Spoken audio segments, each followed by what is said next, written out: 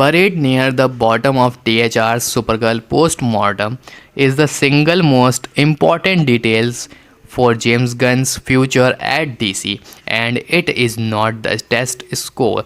Per THR, it's unclear when Gunn and Peter Safran's contract as DC Studios co-chief are up, but sources believe it's either to end of 26 or the end of 27. That's the real story. Line that up with the calendar. The Paramount equation of Warner Bros. Discovery is expected to close this month, putting David Ellison's Regime in charge. If Gunn and Safran's contract run through the end of 2026, their deals lapse roughly 5 months after the new owner walk in. Nobody has to fire anybody, nobody has to buy anybody out, nobody has to stage some ugly people break. The deal simply ends and the new regime decide whether it wants to renew the people it inherited. If the contract runs through the end of 2027, that changes the timing but not the problem. That version covers Man of Tomorrow, which Guns is directing for July 9, 2027 and expires right after his Superman sequel is out in theaters. That's the clean exit. Gunn delivers Man of Tomorrow, hands over the keys and walk.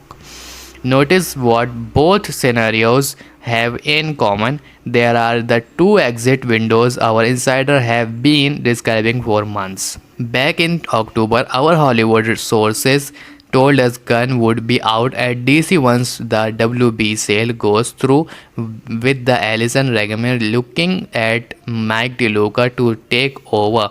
In February, John Campea predicted Gunn would ask out of his contract before the end of the year. If the deal expires in December anyway, he barely has to ask. Then in March, insider at WonderCon told us Gunn could make a graceful exit around Man of Tomorrow rather than be pushed out. A contract that ends right after the movie's July 9, 2027 release in exactly what a graceful exit looks like on paper. The 2027 scenario also lines up with what have been told about Man of Tomorrow itself. Our insiders have said the movie could be Gunn's last hurrah at DC, loaded with cameos and fan service, the kind of everything in the pot send-off a filmmaker makes when he knows it's his final swing. A contract that expires right after the movie's July 9, 2027 release turns that read from speculation into a schedule. It would also explain the state of the ensemble. We were told Gunn has no real take on Wonder Woman despite her appearing in Man of Tomorrow, with the character written so generalized she's interchangeable with Maxima. That's what a cameo look like on the page, not a character with a plan behind her, a costume in a crowd scene. Then there's Batman. Our insider believe Matt Reeves pushed back against Gunn using the character in Man of Tomorrow, and the calendar explain why. Man of Tomorrow opens July 9, 2027. The Batman Part 2 followed on October 1, 2027, just 3 months later. Reeves' concern, we are told, is that whatever Gunn does with the Dark Knight would hurt his movie, which THR note stands separate from the DCU. It tracked with the Reeves' concern. Our insiders already described with word that Gunn has been all over the place without a clear plan. A director with an expiring contract has little reason to hand him his crown jewel on the way out. THR writes that Gunn and Safran will continue to guide the ship, then spend the next paragraph showing why that future is anything but locked.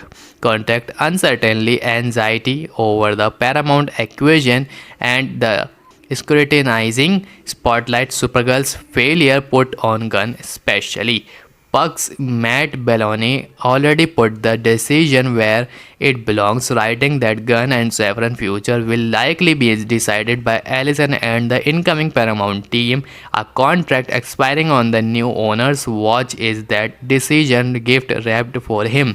It also explains why the regime change talk got louder. The movement Supergirl bombed a flop 2 films into a 10-year plan is survivable when the same owner hired you, backed you and owned the plan. It's very different conversation when the new owner inherited you, inherited the plan, inherited the flop and hold the power to let the deal expire. None of this is official confirmed there and and THR sources themselves hedge between the two end dates.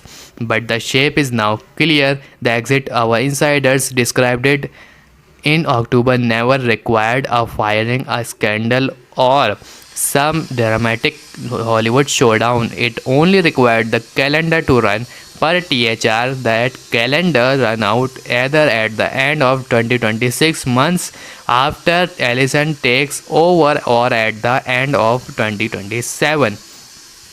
Right after Man of Tomorrow, either way, Gunn's DC future is no longer just about box office, it's about who owns the clock.